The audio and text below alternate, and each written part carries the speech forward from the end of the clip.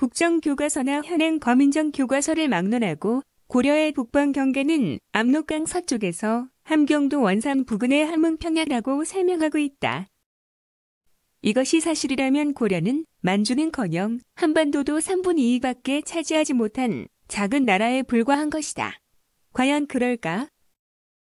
한국과 중국의 일부 사료는 달리 말하고 있다.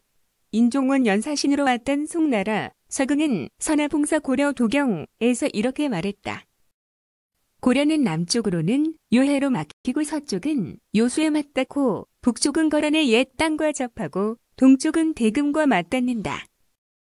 고려 서쪽 강력은 압록강이 아니라 지금의 랴오닝성 랴오수에 맞닿는다는 것이다. 서경이 말하는 요해는 바다가 아니다. 금사지리지는 동경노사나 징주를 본래 요해주라고 말하고 있다. 요해에 대해 중국 학계는 요동반도 남단의 랴오닝성 하이청시로 비정한다. 요동반도 대부분이 고려 땅이라고 당대의 송나라 사신이 설명하고 있다. 그럼 고려사는 무엇이라고 말할까? 서북은 당 이래로 압록을 한계로 삼았고 동북은 선출령을 경계로 삼았다. 무릇 서북은 그 이르는 곳이 고구려에 미치지 못했으나 동북은 그것을 넘어섰다. 조선 초기에 편찬된 고려사시리지의 고려 영토 범위다.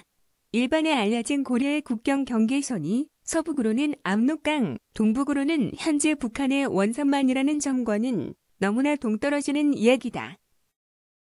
고려 국경선 획정의 의문을 제기한 이가 인하대 윤한택 교수이다. 윤한택 교수는 서희의 강동육주는 압록강 동남쪽에 있는 것이 아니라 중국 요하 동쪽에 존재했으며 요하가 고려의 서쪽 경계선이었다는 사실을 고려사, 요사 등을 근거로 고증했다. 고려시대의 압록강은 현재 북한 쪽 압록강이 아니라 고대 요하를 가리키는 압록강이라는 사실도 찾아냈다. 이는 록자의 한자 표기가 서로 다른 이유이기도 하다. 요수는 일명 압록으로 지금은 안민강이라 한다. 현 용영성이 요하가 고려시대의 압록강이었다면 새롭게 조명을 해야 할 것들이 많다. 서희 장군이 거란의 침략에 맞서 거란 장수 소손영과 단판을 벌여 강동 육주를 차지하게 된 지역과 강감찬 장군의 귀주대척 지역이 현 압록강 이남 평안도 일대라고 하는 것은 잘못된 지명의 규정이다. 이는 압록강의 개념과 이동을 고려하지 않은 고착화된 개념에 기인된 것이며 마땅히 현 요하 동쪽에서 찾아야 할 것이다. 고려의 서경이었던 평양이 원사에서는 동령부라 하고 현재의 요동 지역이라 하였으며 원나라에서 고려 말기의 임금들을 심양왕이라 한 것 역시 고려의 강력과 무관하지 않다. 원명 교체기에 발생한 찰령이 문제를 통해서도 고려의 영역을 파악할 수 있다. 명나라의 찰령이 설치는 단순하게 고려와 명나라의 국경선 확정에 머무르지 않고 고려의 고토의 복에 가장 큰 장애물로 등장하게 되었다. 그러므로 고려에서는 이 찰령이 설치를 어떻게 막아내느냐에 따라 원에게 빼앗겼던 고토를 찾을 수 있을지 없을지가 되는 중요한 사안이 된 것이다. 고려 우왕은 제위 14년 2월 밀직자 박의종을 명태조 주원장에게 보내 찰령이 설치를 중지해달라는 국서를 보내서 이렇게 설명했다.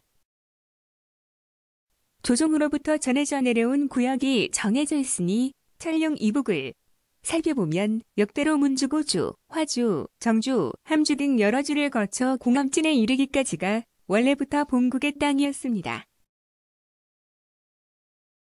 처음에 명나라 황제가 말하기를 찰령을 따라 이어진 북쪽과 동쪽과 서쪽은 원래 계원로에서 관할하던 군민이 소속해 있던 곳이니 중국인, 여진인, 달달인, 고려인을 그대로 요동에 소속시켜야 된다. 고 하였다.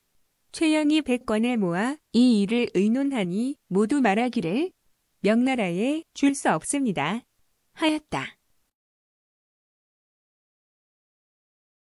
고려는 이 중요한 사안을 결국 명나라와 전쟁으로 해결하고자 요동으로 군사를 출병시켰다. 이것은 결국 찰령이가 요동 어딘가에 있었다는 것이고 고려의 영토라는 인식이 있었다는 얘기다. 또한 모든 교과서는 윤관 장군이 여진을 정벌하고 구성을 쌓았다는 고도 지금의 함경남도 지역으로 규정하고 있다. 윤관의 동북 구성은 함경도 지역이 아니라 두만강 이북 700리에 있는 선출령 일대였다. 비록 연약과 명칭은 같지 않지만 고려 초부터 말년에 이르기까지 공엄이남에서 삼척 이북을 통틀어 동계라 일컬었다. 고려 동계의 북쪽 끝이 공엄이라는 것이다. 윤관이 쌓은 구성의 가장 북쪽이 공엄진 선출령인데 그곳에 고려당이라는 비석을 세웠다는 것이다. 이 공엄진 선출령이 고려 강력의 북쪽 끝이다. 예종 2년 평장사 윤관이 원수가 되어 지추밀원사 오연총을 부안수로 삼아 병사를 거느리고 여진을 쳐서 쫓아내고 구성을 두었는데 공엄진 선출령의 비석을 세워 경계로 삼았다. 명종 8년에 이르러 연해명주도라 불렀다.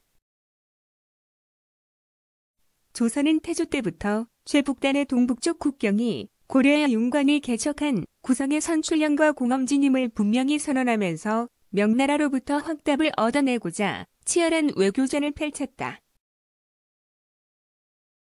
조선은 명나라와 공엄진을 국경으로 삼는 것에 합의했는데 이 사실은 태종이 제위 4년 5월 19일 예문관 제학 김첨과 왕가인을 명나라 수도 남경에 보내 명나라의 조선의 국경에 대해 설명한 대목에서 알 수 있다. 밝게 살피건대 본국의 동북 지방은 공엄진부터 공주, 길주, 단주, 영주, 웅주, 함주 등의 주인대 모두 본국의 땅에 소속되어 있습니다. 세종실록 지리주는 함길도 길주목 경원도 부조에서 두만강가에 있는 경원에서 북쪽 700리가 공엄진이라고 말하고 있다. 북쪽으로 공엄진에 이르기 700리, 동북쪽으로 산춘현에 이르기 700여리, 서북쪽으로 오음회의 석성기에 이르기 150m. 동국여지 승남, 함경도 해령도부에 고작조는 공엄진 선출령에 세웠다는 비석에 대해 설명하고 있다. 선출령은 두만강 북쪽 700리에 있다. 윤관이 땅을 넓혔는데 여기까지 와서 공엄진에 성을 쌓고 드디어 고개 위에 비석을 세워 고려지경이라고 새겼다. 비석 서면에 모두 글씨가 있었는데 호인들이 다 지워버렸다. 당대에 쓴 모든 사료는 고려 북방 국경인 공엄진 선출령에 대해 두만강 북쪽 700리라고 말하고 있다. 함경남도 남부라고 말하는 사료는 하나도 없다.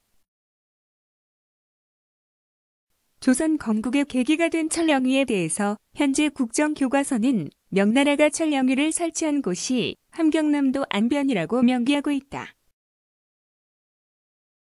철령위를 설치한 곳은 동쪽인 함경남도 안변인데 정작 고려군은 왜 동쪽이 아니라 북서쪽인 요동으로 향했을까?